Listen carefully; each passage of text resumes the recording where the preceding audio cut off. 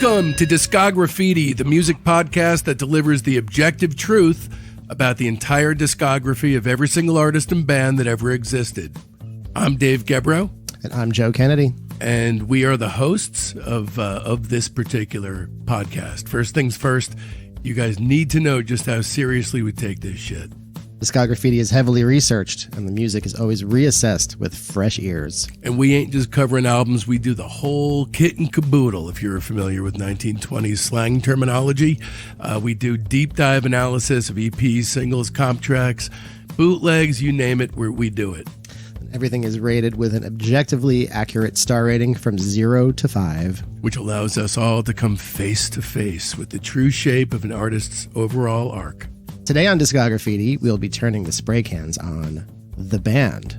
Getting back to the country turned junkies touring stadiums. And we have a very We have a very special guest today. Very special. To take this journey with us. Our guest this morning is a survivor of a traumatic childhood growing up in Los Angeles in the 1960s, survivor of the heroin-fueled punk rock days of the 80s, survivor of homelessness and hopelessness, survivor of drug addiction at its lowest, most fucked up nadir through the 90s, only to create a new existence as a middle-class dad and rehab specialist for the last 3 decades. Music is this man's religion, the one pure thing at the center through it all. If it weren't for the Beach Boys and Bob Dylan, tonight's guest says he would have killed himself a long time ago. I totally fucking get it. Peep the smile tattoo emblazoned atop my heart, and the Milton Glaser Bob Dylan posters tattooed on the insides of both my eyelids. Please, lads and ladies out in Discograffiti City, will you please put your hearts and minds together in welcoming fellow music obsessive and ex-monster from Thelonious Monster, a man no longer tethered to Dr. Drew's VH1 style of recovery. Here he is, naked and afraid, and standing before you all, but not interested in your emotional validation, Bob Forrest. Hey, wow, that's the greatest intro I've ever had. You got to come to my funeral and get back. Wait, we're only allowed into the funeral? We can't talk at it? That's fucking bullshit. No, you gotta say that speech because there's gonna be a lot of naysayers. Well, man, but Bob, wow. thanks so much for being here, man. I have a big smile on my face right now. I'm so I'm excited. looking excited forward for this. to it. Yeah. I want to mention, let me mention first, okay, so I called you a few days ago, just a perfunctory, hey, a few days away from this thing, and you were already shooting me back, these obscure club date appearances that Rick Danko did, and you were on it and already podcasting before the mics were on. So I want to thank you for, being as obsessed with making sure this turned out perfect as we are. Well, I believe music is a way of life, and I don't know it as a commodity. Like, it became a commodity in our lives, me and my friends' lives, as people paid attention to our music. But you got to understand, you didn't start a band in 1984 that sounded like the Chili Peppers or Thelonious Monster or the Replacements thinking you're going to be playing stadiums. There's no fucking way to get from the music we were playing and the clubs we were playing in and to even think that was possible. So the new music movement in America that was inspired by the punks, it really was pure and communal. And whether it was for that specific reason, it seemed, even though it was a little bit of a sideways match, that you and the band, even though we went through different possibilities. I am the band of that my generation. Right? Yeah, I was a good songwriter. I knew how to play music, but I wasn't, one of those types of personalities that get so much attention or whatever. So I felt you made up for that by getting as much attention as is humanly possible for you. from drug addiction and getting arrested. I guess. Helps. Yeah. But I really had this deep love of the band. Not even like, of course, they're great albums and great songs, but them as these humble musicians. When it comes time to name the band, they just say the band.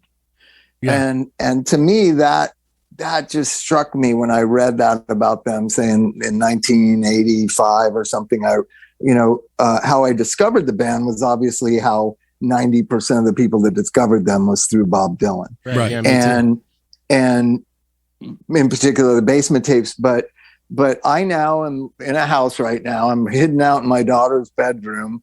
I have 3 kids. It's all crazy, and I try to relive what Dylan lived in Woodstock with all those guys lived in Woodstock with their kids, barefoot. You know, I tell my kids, go outside and step on a rusty nail. I don't want you on a fucking iPad. Yeah. You know what I mean? Yeah. So we live in a real rural area of Los Angeles, and then we get to come out to the beach on the weekends. And my daughter was already in the ocean today, and we try to stay away from. And there's iconic pictures of that Big Pink era, Dylan. You know what's era. funny? So Bob, we're looking at them. So I own the Basement Tapes box set. You know, the newest one that came out with everything in chronological order, and the packaging is just insane. It comes with these incredible hardcover books, and we have them, found like, the best propped up here, pictures. Yeah, and it's them standing right outside Big Pink, getting ready for the Elliot Landy photo shoot. Yeah, and mine was the Life magazine about Dylan once he moved to Woodstock. I remember seeing that as a kid and thinking, wow, what the biggest rock star in the world lives in the fucking woods, and his kids are running around in diapers with no shirts on, no shoes on. I remember having that image in my head at like 7 or 8 years old. Like, that's fucking cool. And so I'm 50 years later, I'm living out that fantasy in a strange kind of 21st century way. That emotional resonance that is, you know, very strong, even more powerful undertow under the music. It made it, and I'm guessing for Joe as well, but we'll hear from him in a second. It was a very emotional trawl to take. We listened to so much music for the show, and I got to say, and it paints me to be the biggest pussy on planet Earth, but several times during this trawl, I was crying. You know, and I cry for Richard Emanuel and just tears of rage and just these songs. I mean, I heard that record on a bootleg that my sister had when I was like 13 years old.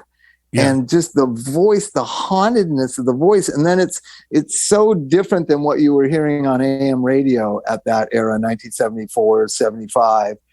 That you knew this is special. Now, I didn't know much about it. I just know that I was introduced to the band via Bob Dylan when I was very young.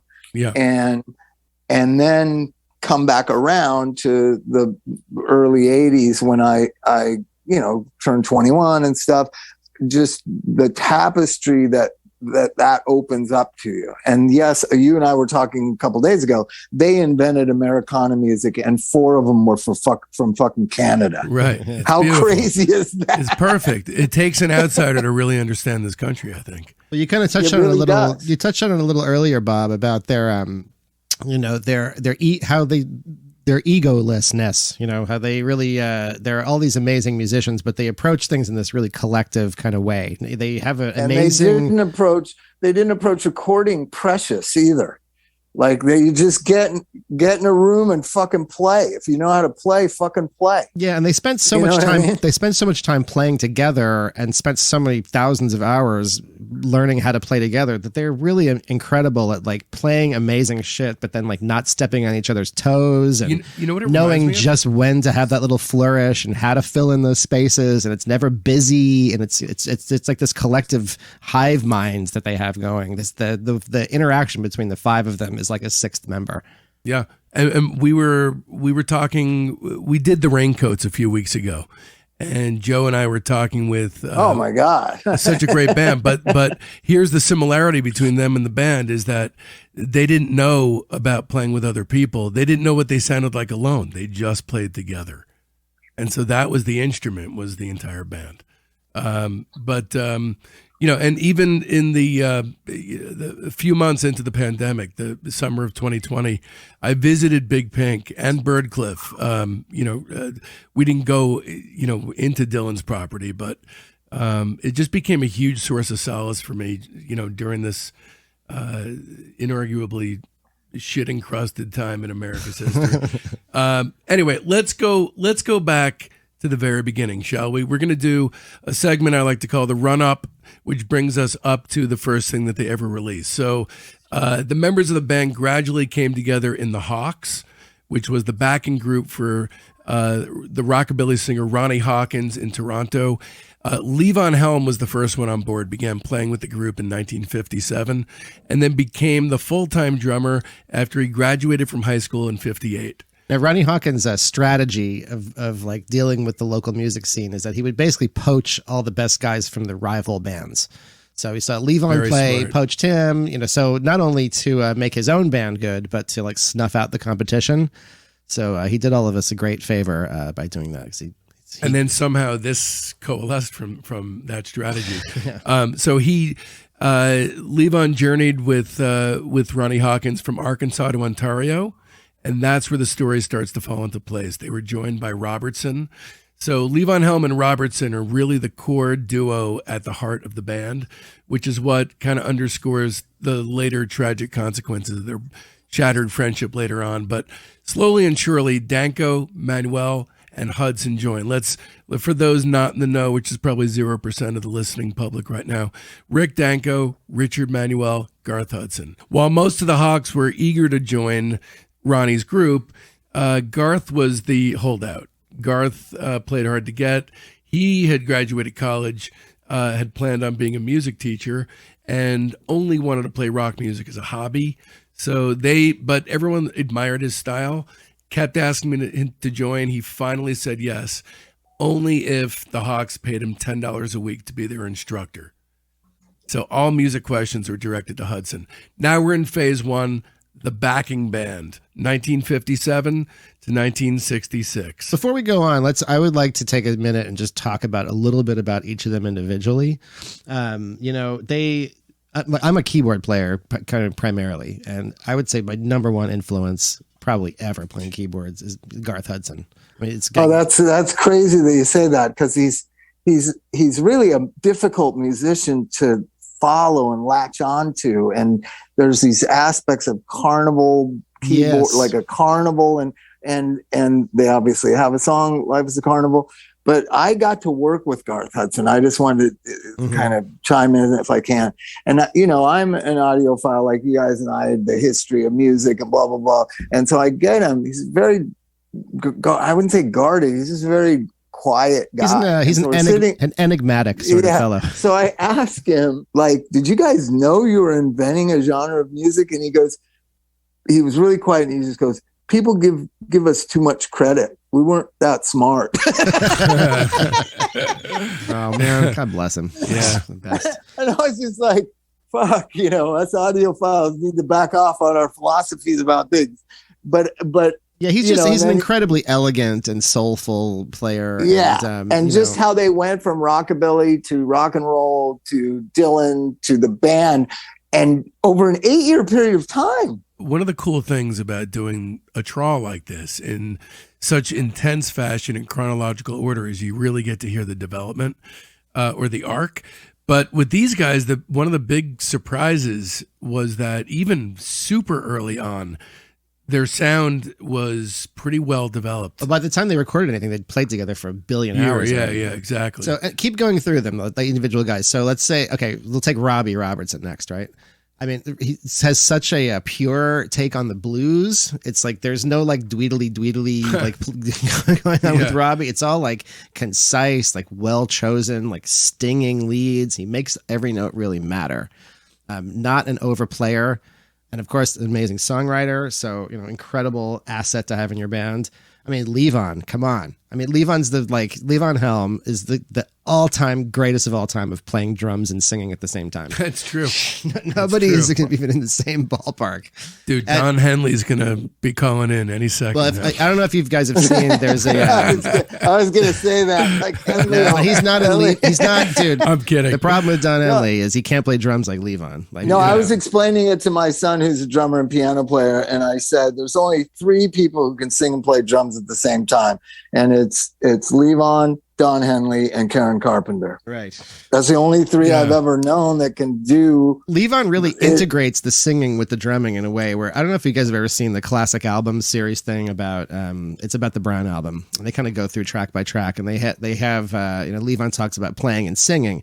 And it's like, sometimes like he'll accent like a note in his voice with the kick, like kind of lean into it. And it's really integrated the way he plays and sings at the same time. It's really like, but you can't jump to him without really giving Robbie Robertson the credit. Yeah, that sure. stingingness that you're talking about. Oh, don't worry. Robbie Robertson will be jumping in front of you taking the credit. I know. And that's what's so hard to praise him about. Yeah, I love Robbie. We'll be coming back to this topic over and over. He was the greatest at arranging when the sounds come in. Yes. And if you, especially when you watch The Last Waltz, everyone who comes on that stage and everyone in the band looks at him, and he tells Levon when to hit the rack tom, ba-boom, ba-boom, boom. Yeah.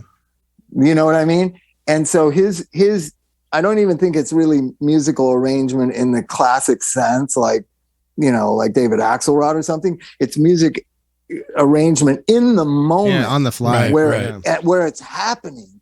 And so then when he, in his mind, I've always thought he must think like, all right, we gave Rick his spot, we gave the horns their spot, Levon's singing like a motherfucker, now I'm gonna sting. And you're right in describing his guitar playing as stinging, because it's really not even a whole 12 bars that he does solos. It's only like 8. And on the Dylan stuff, it's like like just great stuff like little comments that he makes. Yeah.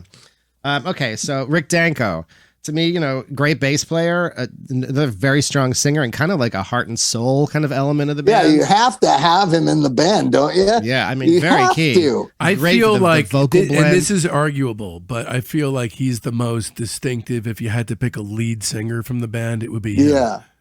Well, he's also punk rock in the sense, like, you can tell he loves playing music, doesn't give a fuck. Just like, why are we stopping? Let's play some more. I have seen YouTube videos of him like stand on stage and they won't come back out for a second encore. And he's like, what the fuck? I'll just play. Yeah. He also, and speaking of, he was the very first one out of the gate with a solo record. Yeah. 1977. Sure. Yeah, 1977. Yeah. But I think, Richard kind of has the broken voice and has that beautiful, fragile voice. But Danko's voice, too, I think is really key. Danko is kind of like, to me, the beating heart of it. And then last, not least, Richard Manuel, the kind of the distinctive vocal, that broken, kind of fragile, sad, haunted, pained style of vocal, of his singing. My favorite.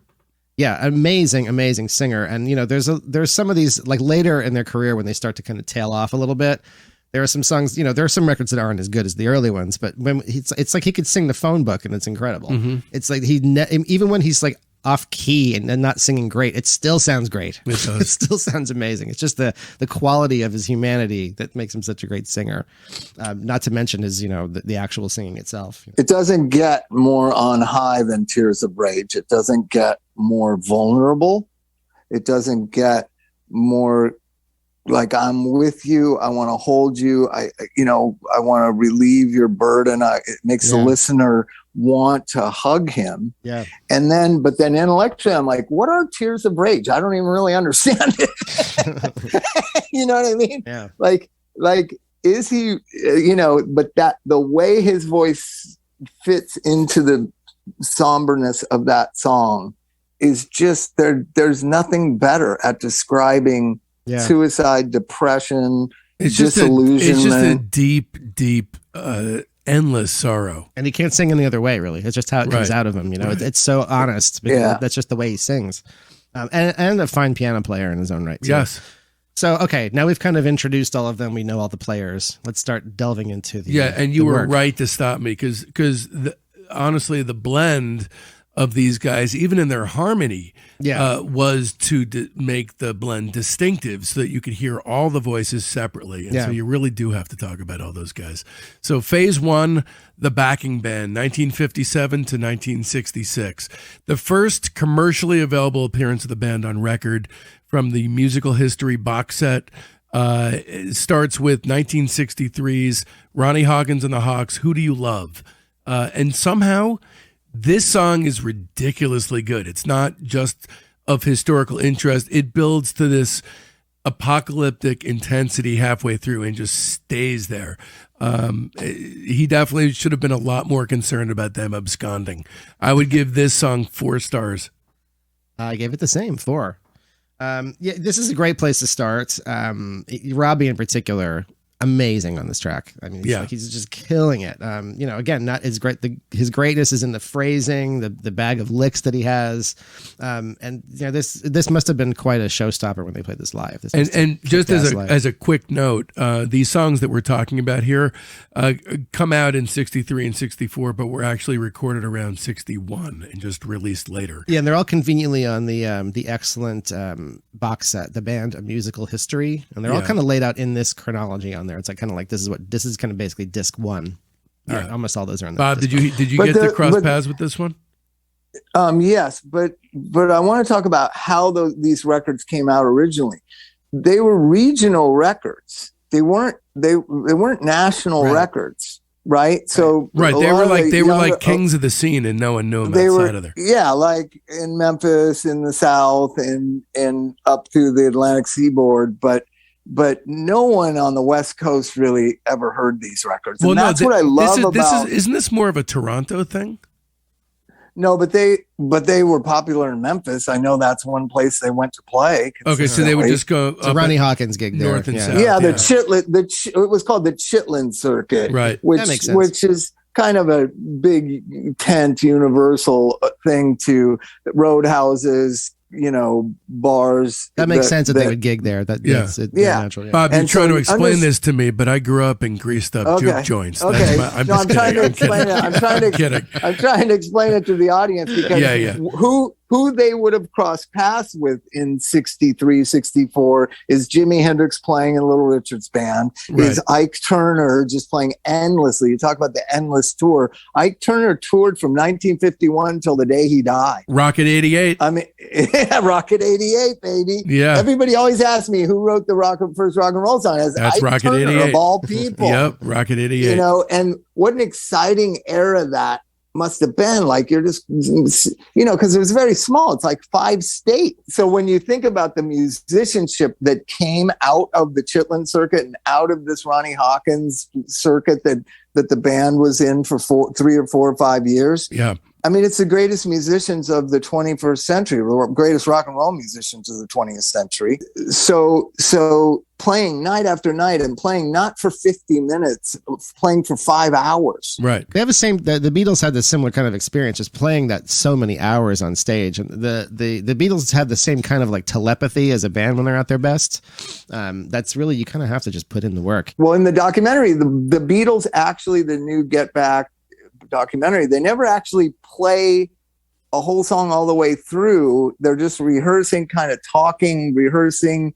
It's not until they go on the roof of the building that they actually play, and it just comes together perfectly. It is because they've known each other every minute of every second of their adult lives, and that's what the band is. Back to these early singles. Okay, so 1964, Ronnie Hawkins and the Hawks, You Know I Love You, Baby.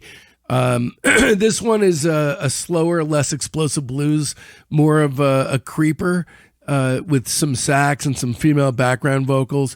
Again, not sounding like the band yet, but still good. I give it 3 stars.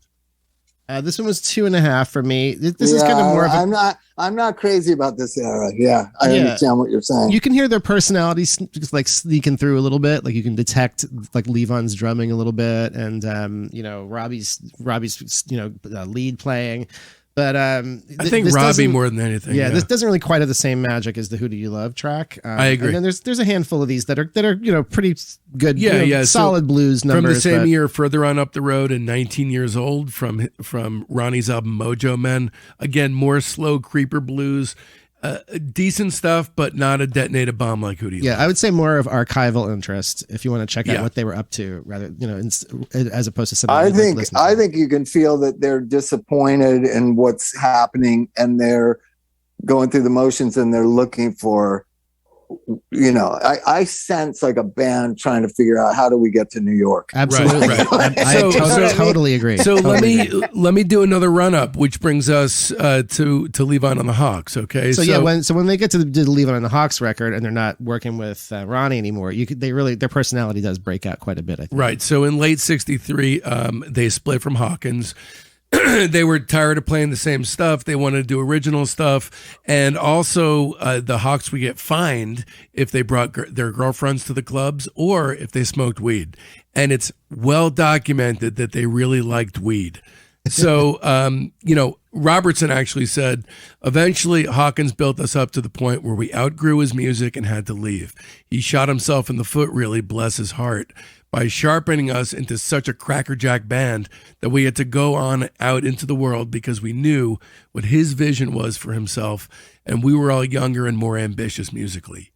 So when they left Hawkins, they were very briefly known as the Levon Helms Sextet, with a sixth member, a sax player named Jerry Penfound, and then as Levon on the Hawks after Penfound left.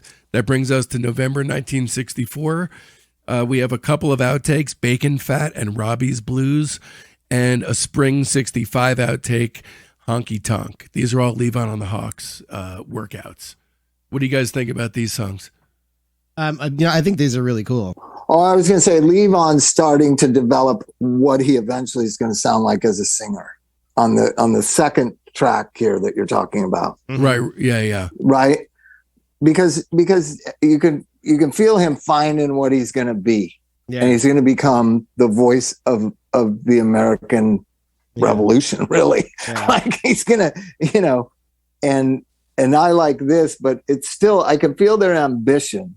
It just like seems like they're looking for something. They don't know who they are quite yet. I mean, Robbie's Blues, for example, is a bluesy instrumental with a flute solo. It's not the band yet, but it's good. You know, I give this stuff 3.5 stars if I could group it together. I think through this era is where you see their ambition. They don't know where they're going, but they're heading there. Yeah. And simultaneous to this, and I can pick this up, Dylan's having a very difficult time transitioning. And so you see, I just always thought it's these two trains running on the same track at each other. Yeah, it is destiny with these guys. So, but we're almost there. So he's right around the corner. But so for these, to me, like Bacon Fat, Robbie's Blues, that was an A and B side. I gave that one 4 stars. But I really like the. No, these are outtakes actually. Okay. I had those grouped together for some reason. Honky Tonk is my favorite of the bunch. That one I gave 4.5. That song just seems like it just really rips. It sounds like a 4-piece on that. It sounds like there's only 4 people playing. So I wonder who hasn't joined yet. Maybe Manuel wasn't in the band yet. I read the 2 biographies. They had no money, and they would go back somewhere. They would go on a tour with somebody else. That in Levon's book, he talks about that. Yeah, I know Levon. You know, it's well documented that he left when musically things were at a pretty incredible peak. Yeah, we're not really there quite yet. We're not. That's right around the corner. Yeah. A lot of stuff is, but anyway, so. Joe, what do you give this stuff? Like I said, I gave Bacon Fat and Robbie's Blues 4, and then Honky Tonk 4.5. Oh wow, you really? I really like it a lot. Wow. Yeah, these I would listen to for like enjoyment for sure. I would playlist these. Well, I didn't have it on my playlist list, but you're gonna have to put it on there. Yeah. All right. So also in '64, they released a single on Ware Records under the name The Canadian Squires. That name didn't last long. They returned to Levon on the Hawks for a recording session for Atco later that year. But 1964's Canadian Squires single is backed with Leave Me Alone.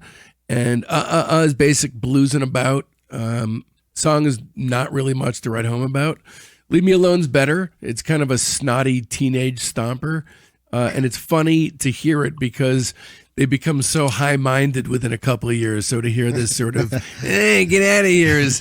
Anyway, I give this single 3 stars. I gave it the same. This one's kind of a weird outlier. It is like a Nuggets kind of thing. You know, it's like like Dirty Water or something. You know, Can I be honest? Can I be honest here? Yes, we insist. So I have the box set that has it. This is when I start clicking through to the next track. Yeah.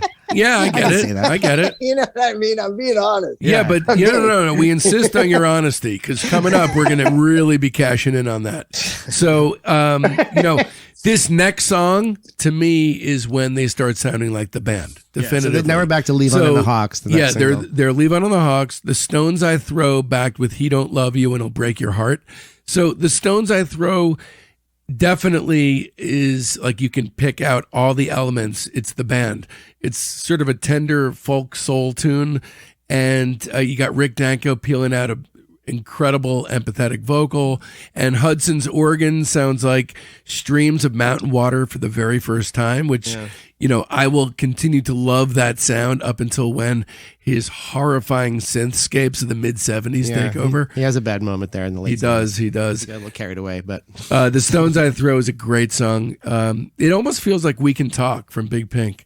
The flip is decent, a little less forward thinking. I give the single 4 stars. I gave it the same. This is a 4 for me too, and I think you're right. It does sound like the band. It's kind of like I really love Danko's vocal. It never really crossed my mind until I heard this song. I love Danko and Manuel as singers, but they really exist in a similar range.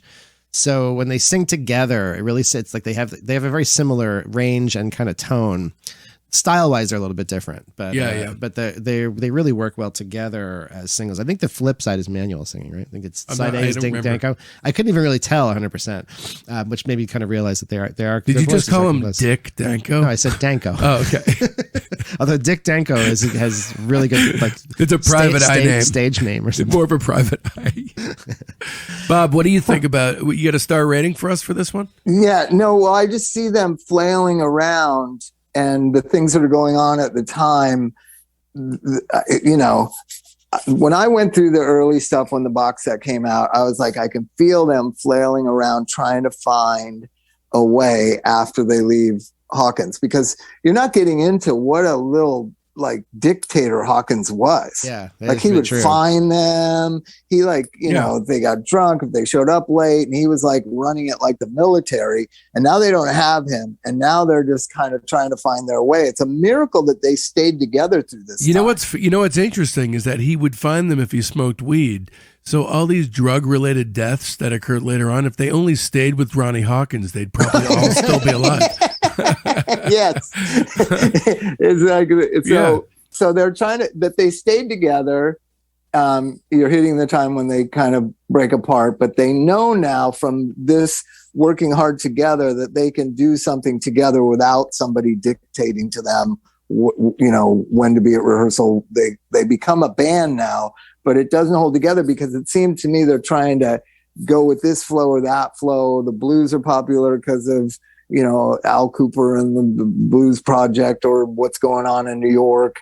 That Levon keeps talking in his book about them being very conscious of what's going on in music. Mm-hmm. They weren't a bunch of hicks, right? And so I think this track reminds me of, they're trying to be, that Memphis sound, that soul sound type thing. Yeah. So do you think it's a bandwagon thing? You don't think that? No, I think they're trying to figure out who they are. Yeah. They're not, people bandwagoning are the people that can play anything and they just play the flavor of the month. These guys are trying to discover what they are. Yeah. I really believe that in the truest sense of because, it's not like your atypical kind of pop band of the mid 60s, Ferry Cross the Mercy dressed in suits, though there are pictures of Levon Helm dressed like that. Yeah. No, what's funny is that, back then in those days, maybe not 65, but certainly 67, 68, authenticity was the only thing that mattered. Yeah. These guys were like the most authentic, but it's funny what, listening to the most authentic group of all time, wear ill-fitting suits in their parents' closet. That's what I couldn't say it better. This is that period, those 2 years where they're another thing about them. What this is, they're all still very young here too. They're kind of like old souls. They seem like they're always kind of older than they actually are. That they're born in like all kind of like the mid 40s. So in like the mid 60s, they're kind of in their early 20s still. They're still kind of like babies. You know, they look a lot older. They like by the time they do like the Brown album or something, they look like they're all like 40 or something, but they're like 26. You know, they're all really young. Right. Yeah. Well, I'll just say this thing that I've heard. I forget what musician said it. Was like a Delta blues, like that cocaine is a hell of a drug. Yeah. We're almost there. So in 1965, we have, again, Levon on the Hawk single. We have Go-Go Liza Jane backed with He Don't Love You. So Go-Go Liza Jane is a sort of traditional spiritual. It's a traditional spiritual, right? It has a church-like sense of excitement in the performance. Not what the band would become, but definitely a strand of their music. So it's slightly odd to hear one of the strands of their music. They play this pretty confidently. It's pretty cool. They can play in that gospel groove so authentically. The GOAT version of Liza Jane is Nina Simone. That's the ultimate version. Her version's incredible. They play it good. Like you said, not really what they became. And this is kind of like the last. Now we're going into a new whole other era here after this song. In 1965, speaking of straight blues, so Helm and the band met. This would have been a very interesting diversion for the band, or digression. They met Sonny Boy Williamson. They offered to become his backing band, but what happened was Williamson, he died not long after their meeting. But they could have done the Bob Dylan thing with Sonny Boy Williamson. Right. So, but that did not happen. And destiny had its way.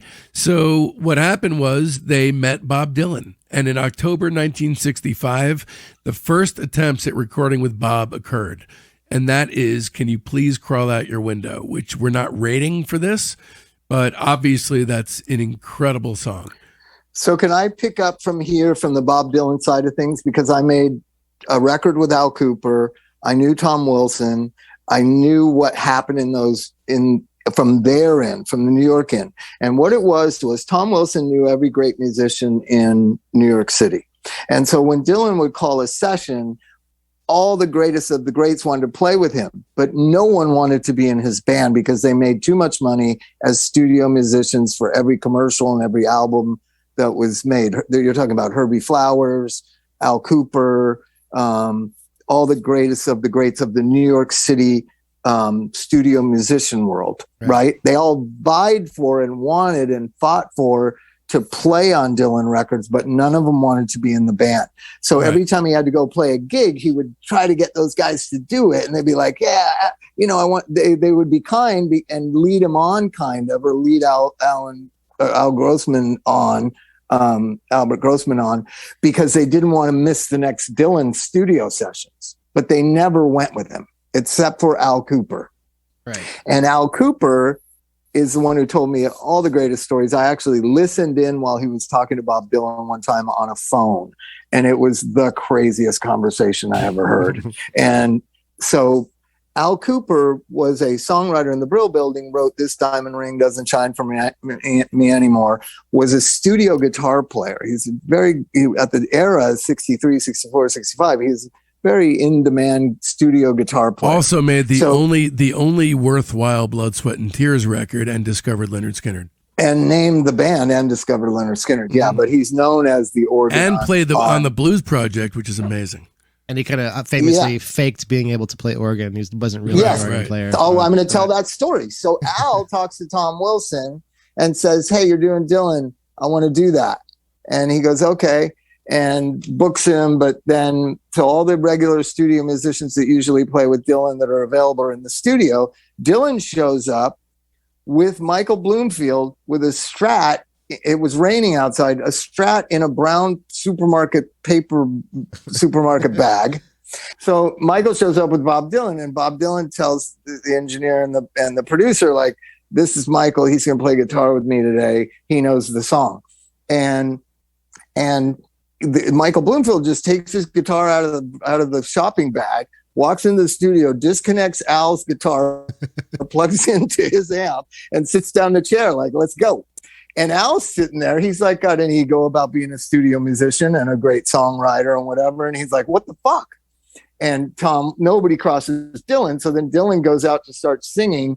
And Al Cooper said, I was sitting in the studio with Tom Wilson and the engineer, and they start working out this song with the musicians, and it was like a Rolling Stone. And Al noticed there's an organ there in the studio, and he said, I'm going to go add organ. And just because he knew what a great song it was, he was hearing it coming to fruition, wanted to be a part of it, went to the organ, and his story goes, if that thing wasn't turned on, I wouldn't have known how to turn it on. Yeah, they're hard to turn on.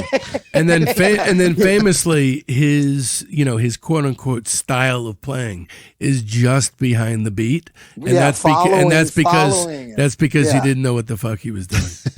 Yes, so he would just follow the melody line, and that's instinct alone. Amazing, the famous hook. Yeah. So Al and Bob immediately kind of strike a friendship, and Al's kind of in charge of getting musicians to go out on the road. So the responsibility falls to Al, and he can't get these guys. These guys, you got to understand, these musicians are getting paid triple scale, doing 3 sessions a day. They're not going to go out and play for $40 and a meal with Bob Dylan, but they don't want to cross Dylan because they want to keep playing on his records because everybody's fascinated by him.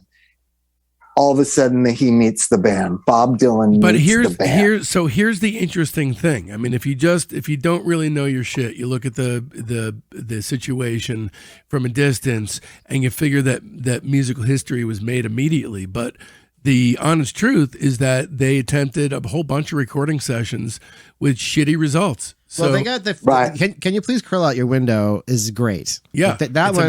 That would really clicks. Yeah, but what I'm saying is, here come these 5 guys out of nowhere that can hold themselves toe to toe with any great studio drummer, bass player, piano player, organ player, guitar player in New York City, and they're a band that has no direction.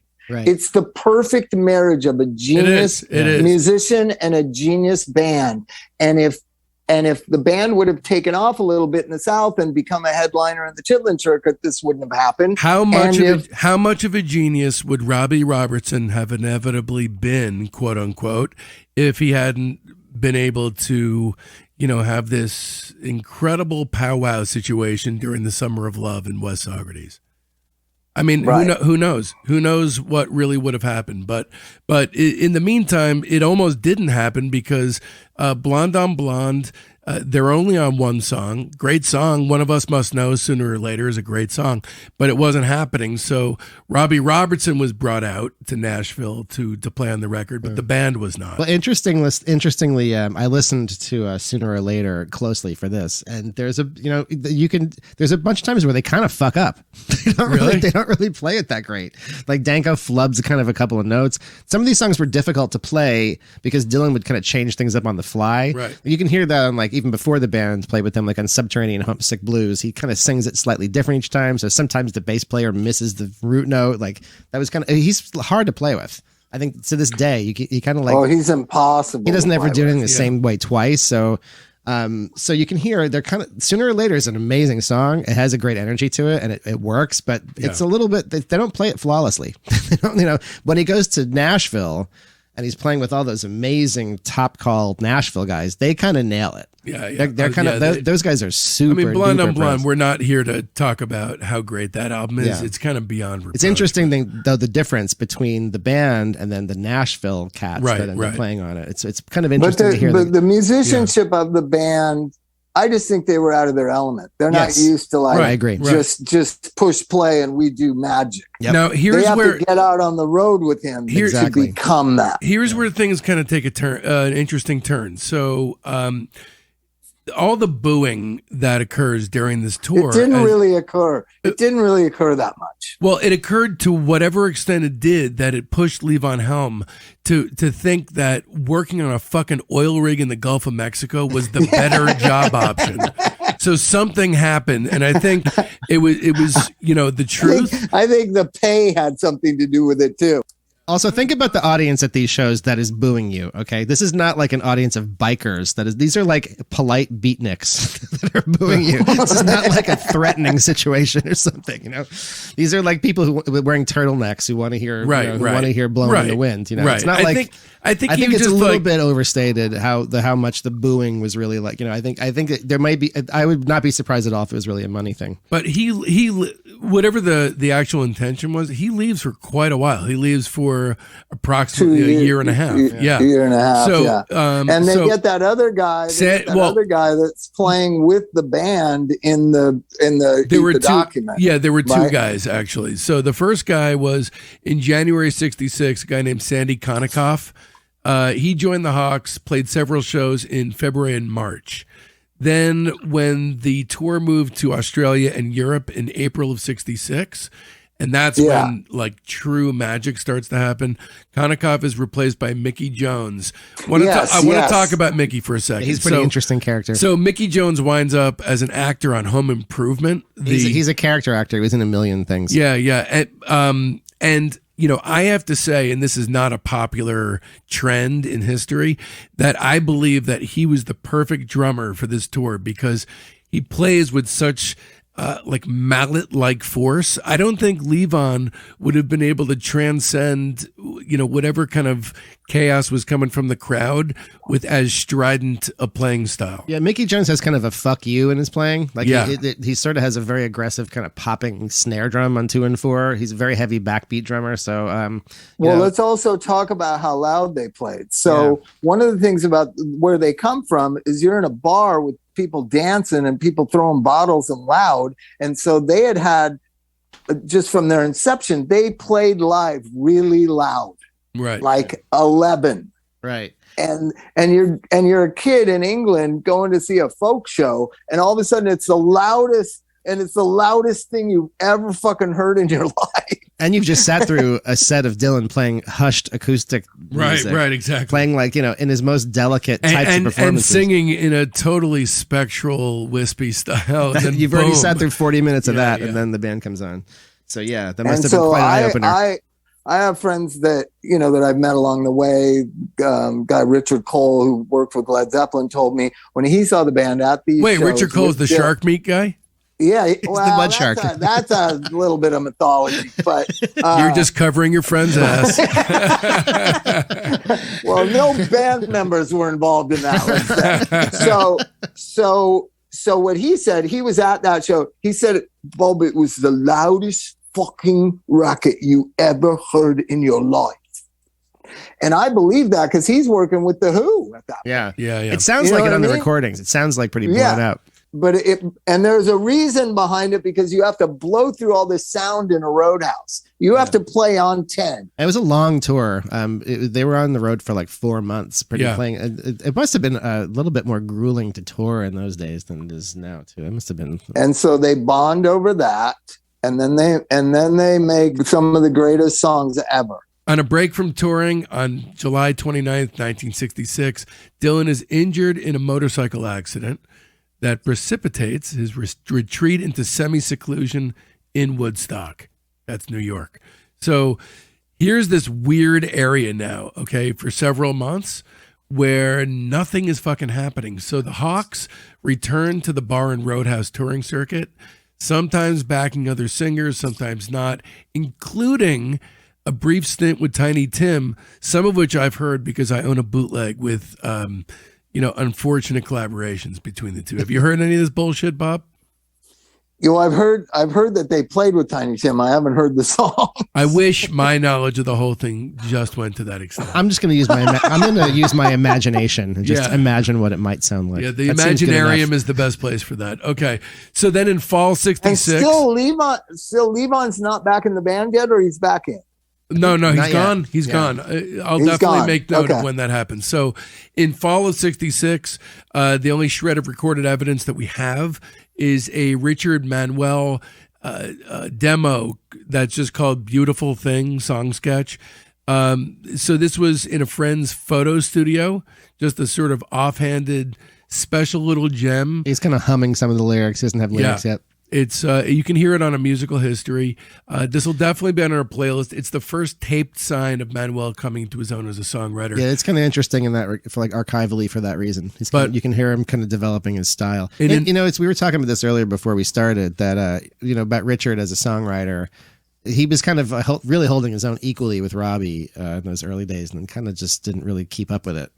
But interestingly, I almost too, think more so. They have a similar voice as songwriters. They have a similar kind of chord vocabulary and kind of a similar style. They do. Well, the whole thing has a tapestry to it that like you're talking about three of the most distinct voices of that era in music, yet it all seems to make sense. You have this main lead songwriter, but other people in the band writing songs also. And it blends all together perfectly.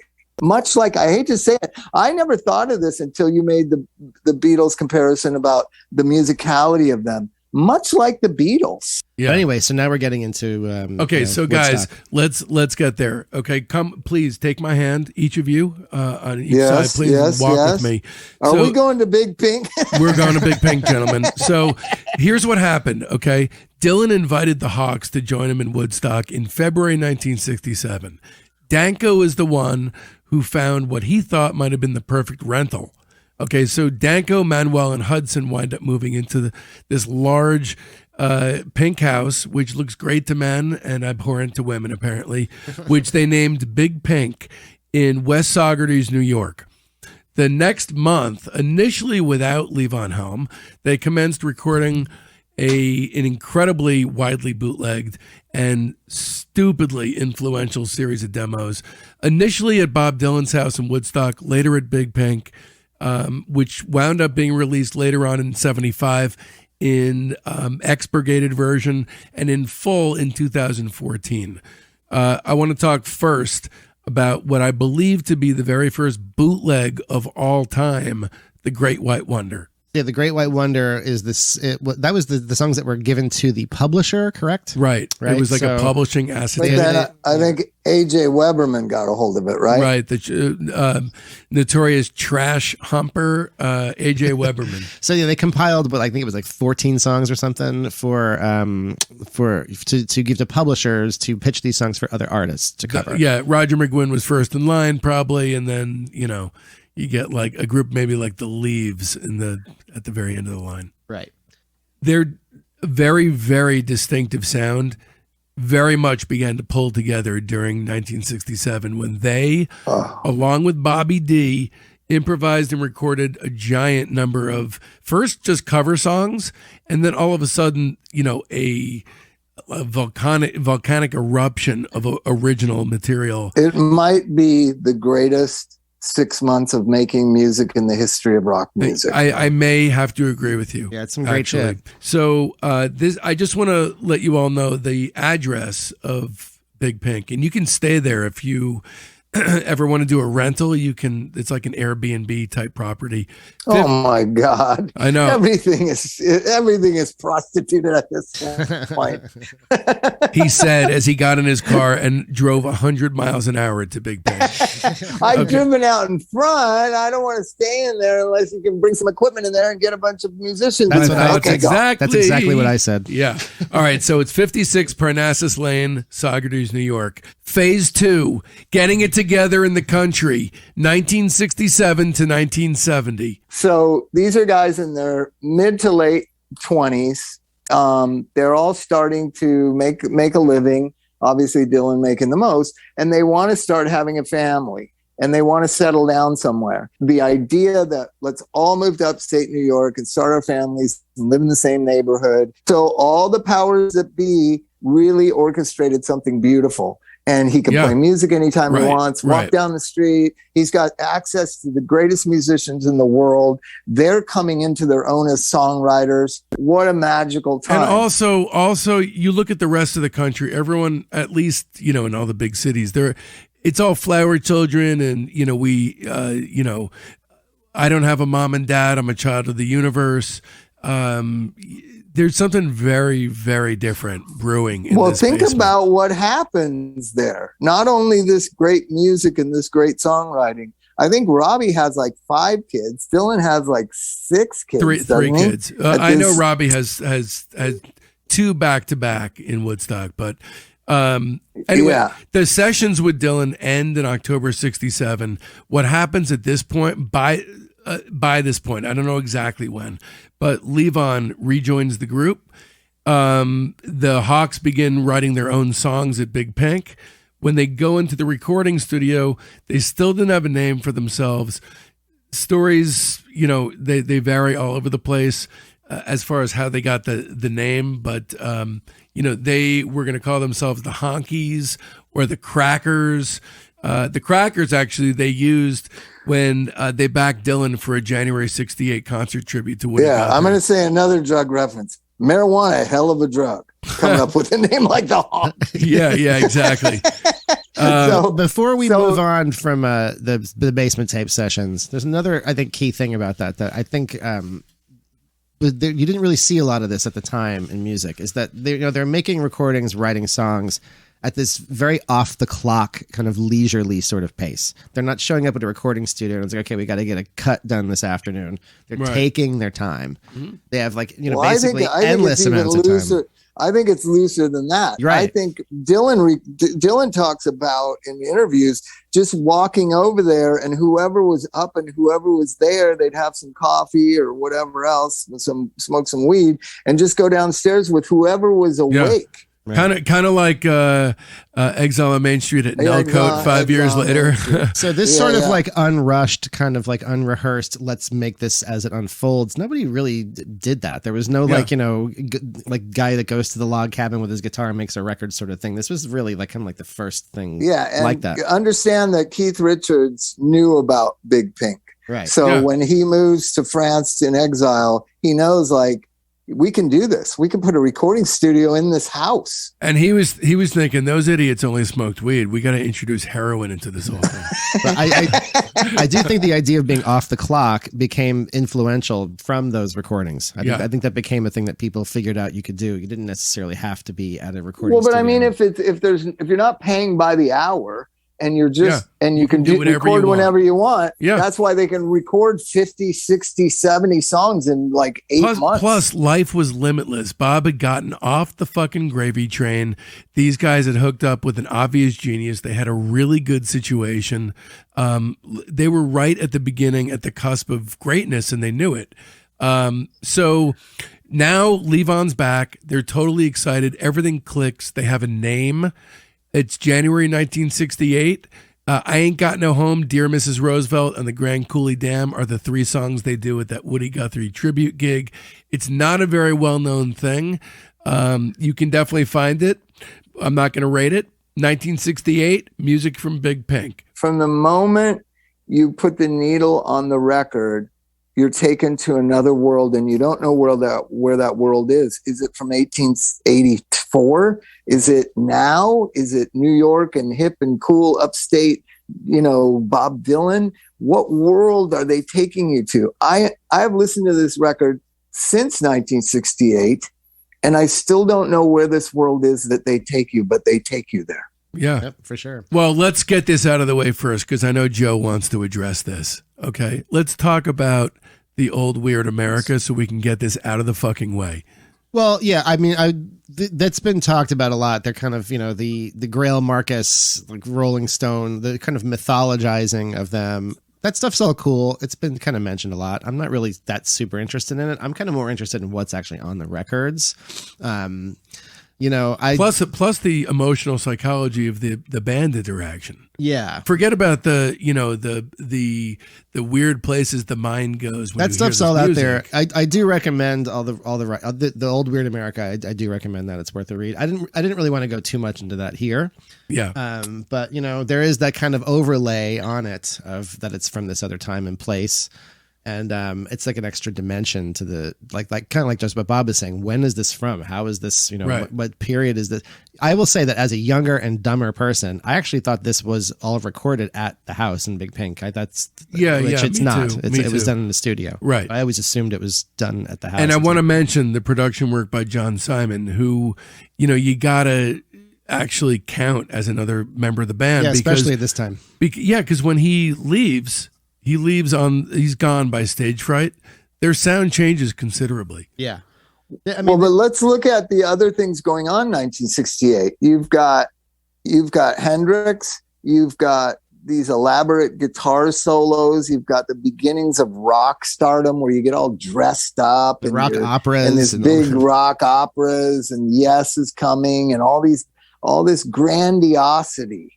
Music back then, the music scene was not like it is today. Back then, every few months, people got wind of the way things were going to be now. And so getting back to the country became a whole movement, totally inspired. Totally parallel to other things, yeah. Yes. So but these are the songs they wrote. They sound unique. They sound like nothing before or even since, though they invented a genre of music called Americana. That's one of my most despised genres of music. it means anybody. Don't you partake in that genre? Yeah, I do. Americana is kind of like power pop, where it's like there's great shit, but it's not necessarily the coolest thing. But there's great shit in there. It's not the sound that everyone copied off this, which I did on Moonshiner also. It's not the sound; it's the songs. And that's what the Americana movement in America misses. So it's about songs. Let's talk. Well, hold on. Let's talk about the songs. So first, I want to say before we just focus on this record, that my whole life, it's been a toss-up between music from Big Pink and the eponymous record. They're both so unbelievably good that it's almost impossible to pick a favorite. There's no bad songs on either record. They're staggeringly good. Let's just start with Tears of Rage. So yeah, Big Pink. This is the kind of album where it's a debut album that sounds like a greatest hits album. Mm-hmm. It sounds like it's a compilation of like every amazing thing you've ever done. And it's just their first album. And yeah, great, amazing, iconic song after iconic song. Starting with Tears of Rage. Yeah, so Tears of Rage is an absolutely heartbreaking Bob Dylan, Richard Manuel co-write, which reads, I always thought my whole life it was about a wayward daughter I guess I'm not the brightest bulb in the box because apparently it's more about our wayward country. The Nolans touches are just right. All the funereal horn charts are amazing. Yeah, it's amazing. That's the thing that I had never heard before. What, the wayward country thing? No, the horns. Oh, just to listen to that, yeah. Because until this point, horns are just accents, like in Sam and Dave or in Stax songs or in Aretha Franklin songs. They're accents or they're alternative melodies, like in Stevie Wonder. In this, it's a funeral behind the song. Apparently a funeral for the country. Yeah. There's all that space in it. There's so much space in the song. There has that great like kind of swing. It has a real like loping kind of swing to it, and it's just a very comfortable sort of sound.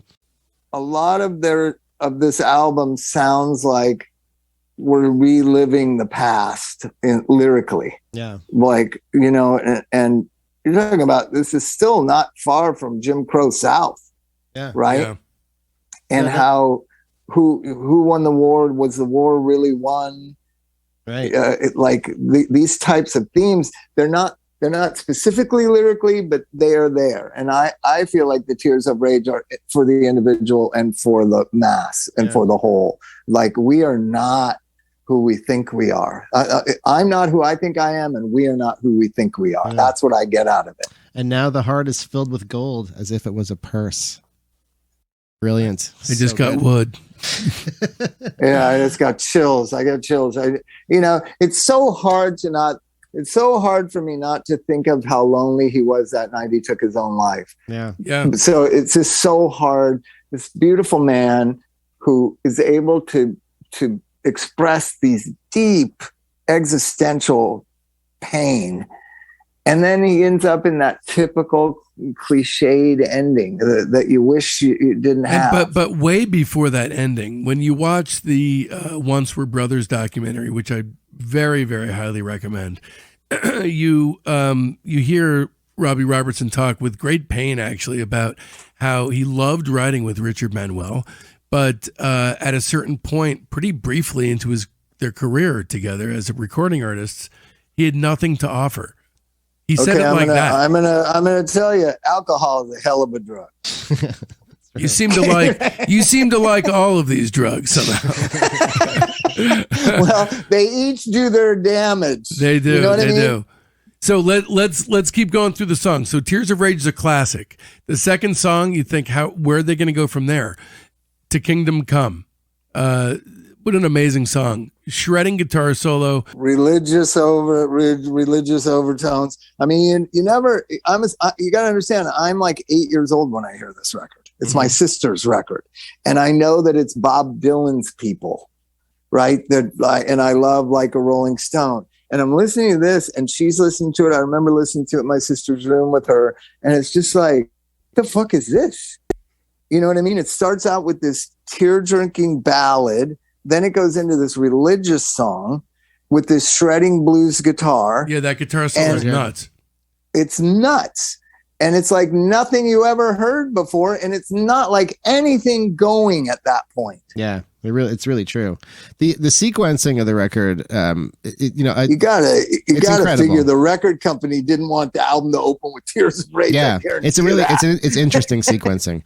In a way, everything is so good, so you could almost sequence it in any way, and it would be amazing. But the drama of everything and the unexpectedness of each, especially the first like 5-6 songs, right? Everything is really kind of unexpected. The whole first side, it is one of the greatest album sides ever. You got Tears of Rage, To Kingdom Come, In a Station, Caledonia Mission, and The Wait. But yeah, so another cool thing on this record, this is kind of a really great Garth record. He's kind of playing the Lowry organ a lot, and he makes that organ sound very synth-like. He gets kind of crazy tones out of it. He comes and sets up, and he's got like 8 keyboards around him.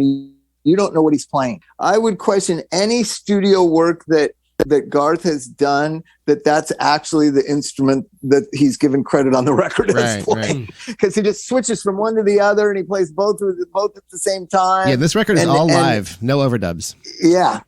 So he's using no I didn't even know this is no overdubs. All not live. Not the vocals are dubbed, but the music is all live in the studio. Well, let's talk about the third song, In a Station. So this is a straight up Manuel thing. Richard Manuel wrote it. He sings it. It's the most emotionally affecting song on the entire album. It's just pure sad. So whenever he arrives on the scene, it's just pure, mood style sadness. Plus the spidery bottleneck guitar. I'm guessing that's Robbie Robertson. Yeah. Is just spine tingling. Every single time I hear it, I get chills down my spine the way that is shattering. I know, and he never overdoes it. He doesn't overdo it. Like, there's a lot of things can be said about him in the context of the band or in life in general, but he never overplays. He never does what Hendrix and Eric Clapton and all the others do. He never does it, and you get the sense he could do it. Absolutely. He's gonna do it, but he never does. Very always true. Tasteful, always amazing. Always amazing. I'm sure Richard Manuel is rolling in his grave knowing that we're talking about his song and we're only focusing on Robertson's contribution. well, Garth on that tune is kind of like a Baroque, like classical. Like I love his little organ flourishes on that. Yeah, it's amazing. This could be my favorite song on the record. It's the one I always go to first. Great song. Caledonia Mission, a Robertson tune, Rick Danko singing. His vocal is just incredible. It's like the platonic ideal performance of Danko's lifetime. I really love it. And then The Wait. So this is what you think this is their most famous song? It probably is, right? It's one of them. The night they drove Old Dixie down. You think that is? Yeah. But they stopped playing it. How about the fact that they were politically correct long before political correctness came about? Yeah. They decided in probably 80, when they got back together or whatever, but without Robbie, probably in 82, 83, we shouldn't play that song. Which is weird because it doesn't seem like it's really a glorification of anything. I mean, I get why they stopped playing it. It is kind of on the south side. It is kind of. I guess so. Yeah. But so side one's perfect. You got a couple of songs that start us off. Maybe before we move on from The Wait, we should try to talk about that for a second. So that's kind of like the first, or maybe the most famous example of them doing one of those kind of story songs where it's kind of like allegory of with these crazy characters you meet on a road trip or something, and also bringing a cinematic influence in for Robbie as a writer. Yeah, but it's also really relatable. Like, it's kind of a highfalutin concept in a way, but it's like, it's very relatable and listenable. It doesn't really come. It's like it seems somehow universal, even if you don't really know what the meaning. If that's not really connecting with you, it does sound like kind of ancient. It sounds kind of like an old. Like it's from that. This is maybe the ultimate example of the old weird America thing, where it sounds like a different kind of song that people weren't writing anymore. And it just totally works. There's something vaguely biblical about it. And also, it's possible the best moment in their entire career is and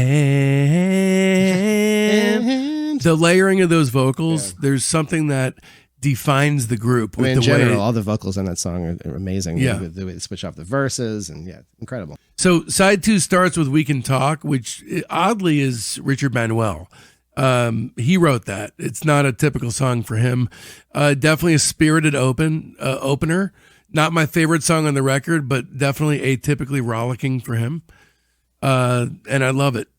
"Long Black Veil." We know "Long Black Veil." It's a 1959 country ballad by Lefty Frizzell, or originally recorded by him. Mm-hmm. And it's one of Danko's greatest leads, I think. I mean, it fits in so perfect. It really does sound like it was written for this record specifically, even though it's a cover. Almost like kind of a weird little hint from where they came from, a little Easter egg or something, Yeah.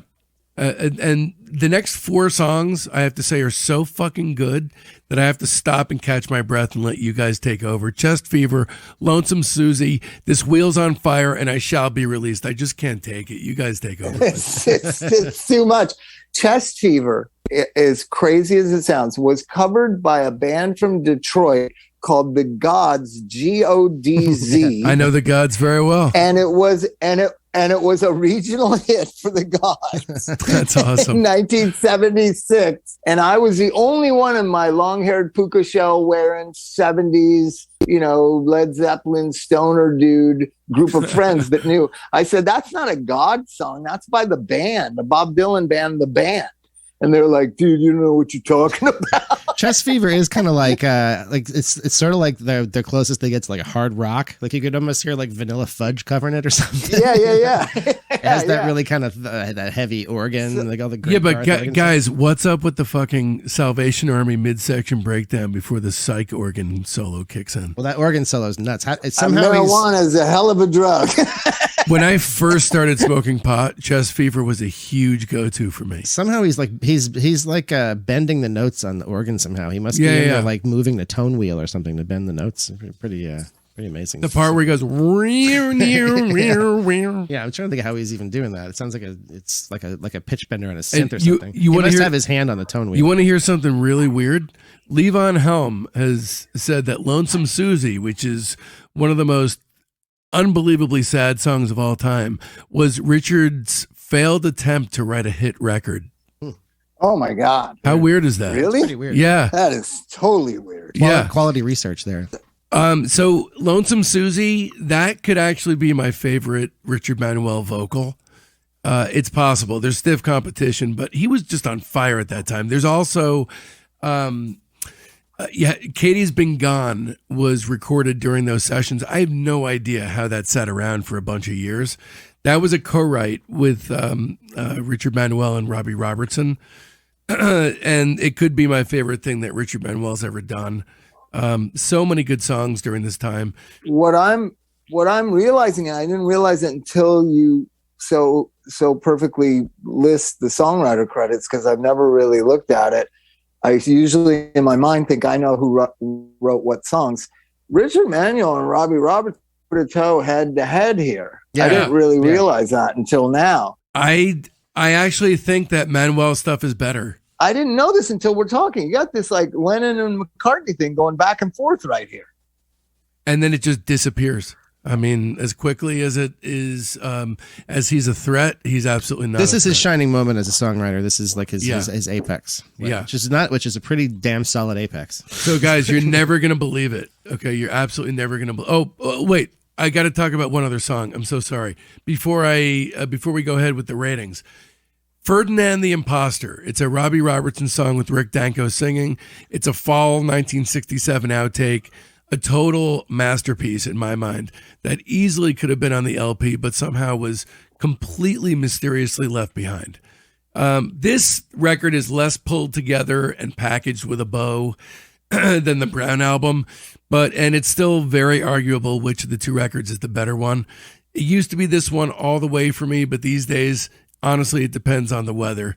This feels more like the biblical one, whereas the second one strikes me as the Civil War one. Let's just say it's enough. I give it 5 stars. If I could give this 6 stars, I would. Yeah. We cap it at 5. I give it 11. It goes to 11. One of the greatest albums ever made. It is one of the greatest albums. Unquestionably. That summer, they performed at Woodstock. You don't see it in the movie because of legal complications.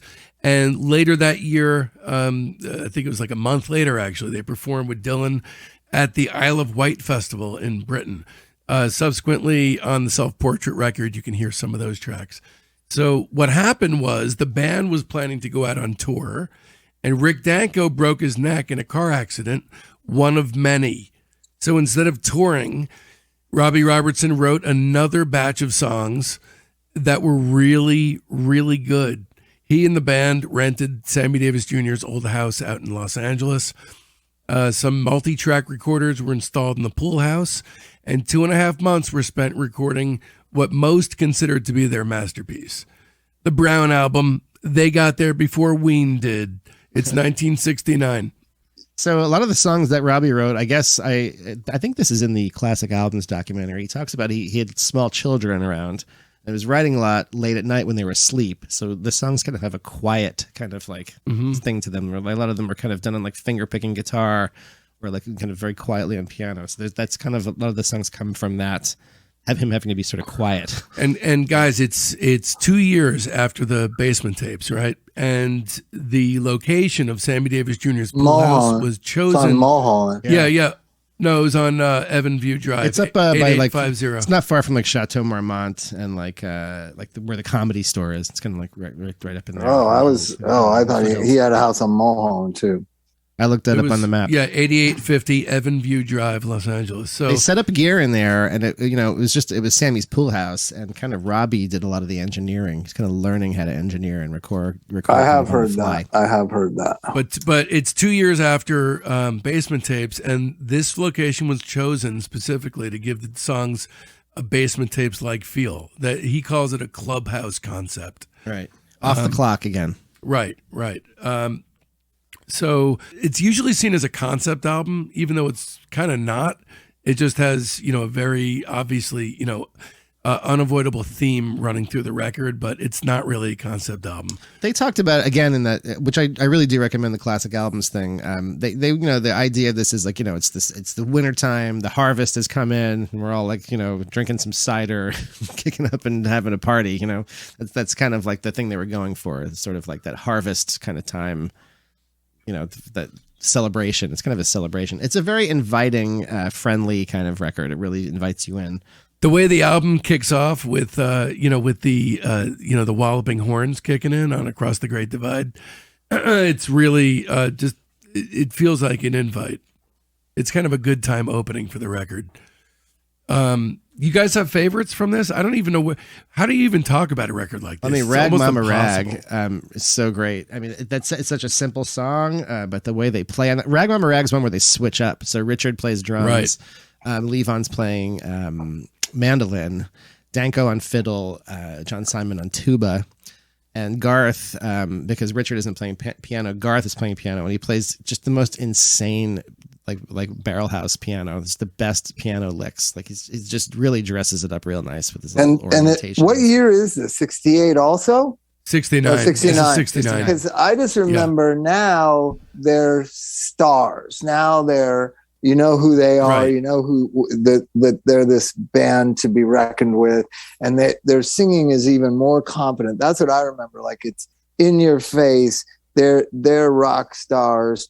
They're the future of music. But they're the best kind of rock star because they never were able to go out on tour because of Danko's accident. So they're rock stars with mystique intact. In fact, there's that famous Rolling Stone cover where it's the five of them on the bench with their backs. It's just fucking awesome. And it's so good. That didn't last. But if you're a fanatic about singing and songs and voices, now you're familiar with their voices. Their voices are more confident.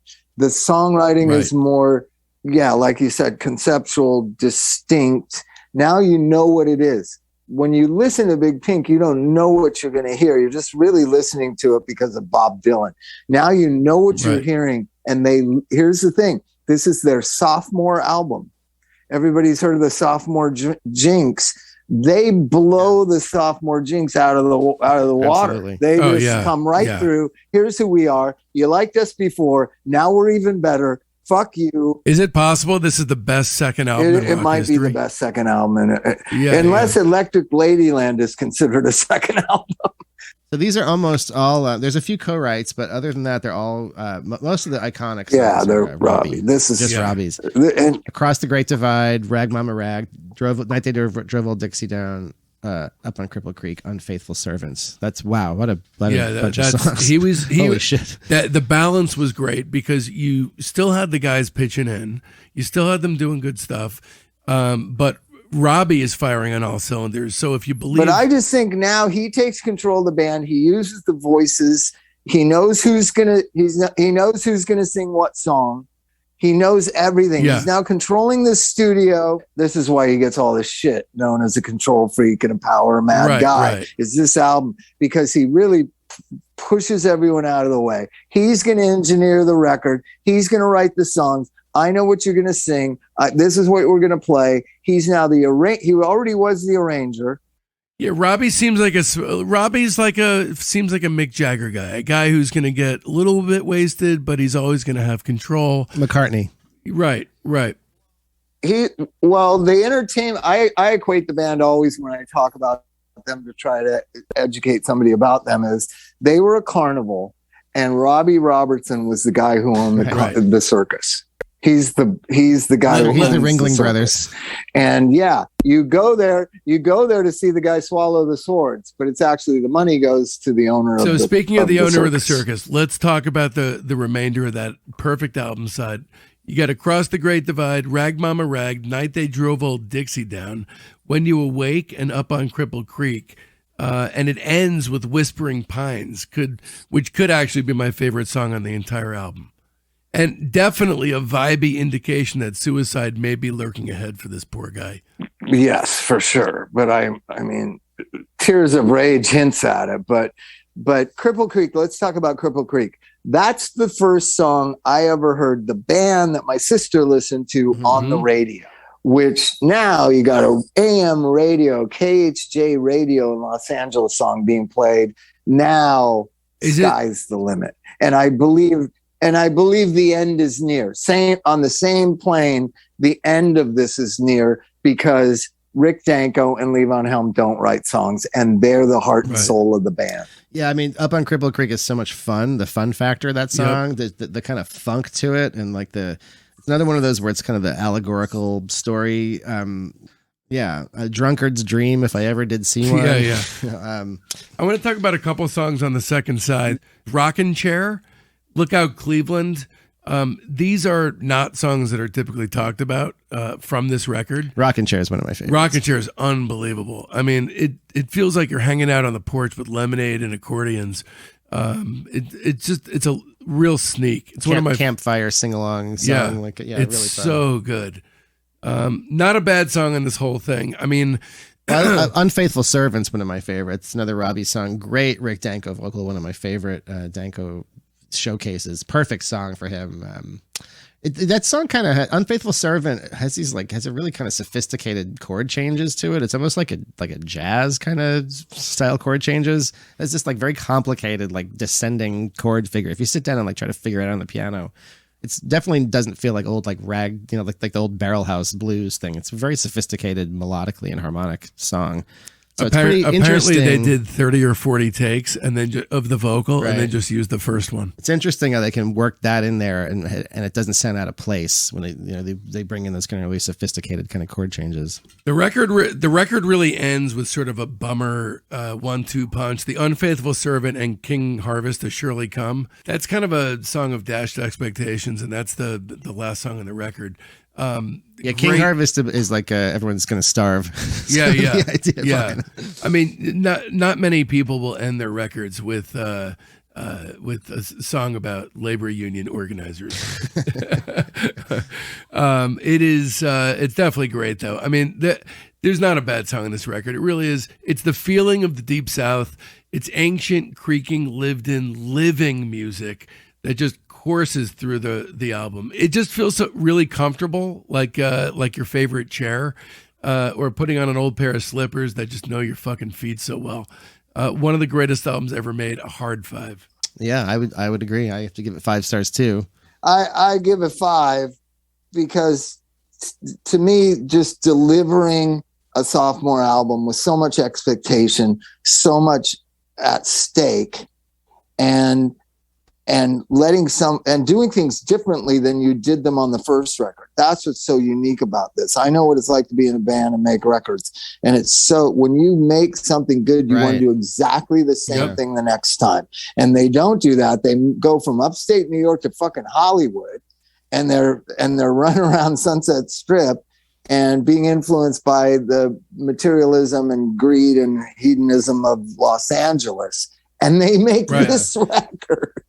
It's insane. So, a lot of things start piling up on them now. Things start getting intense for them. So they're running counter to everything that's going on at that point. So just by dint of that, they become incredibly inspirational.